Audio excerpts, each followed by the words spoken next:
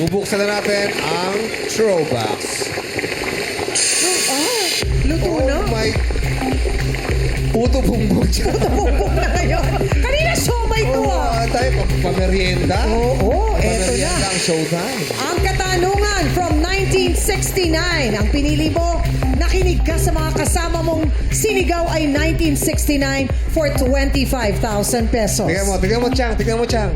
Oh, Sa pinagtatawanan ng mga kasama niya, hindi ko alam kung bakit. bakit kayo nagtatawanan dyan? Ba't kayo nagtatawanan? Parang Kaya niya. Oh, matalino at may swerte. Kilala ka pala sa barangay nyo na matalino talaga, ha? Okay, good luck sa'yo. Ang katanungan from 1969 worth 25,000 pesos.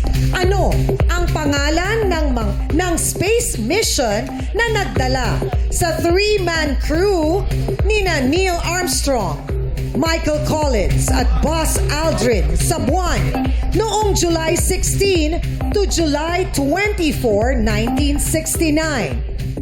And sila, yung mga kilalang mga astronaut. Neil Armstrong, Michael Collins, and Buzz Aldrin. Is it A, Apollo 11, B, Apollo 12, C, Apollo 13, o letter D, Apollo 14? Your timer starts now. Anong sagot mo? 1, Apollo 11. Ang sinagot mo ay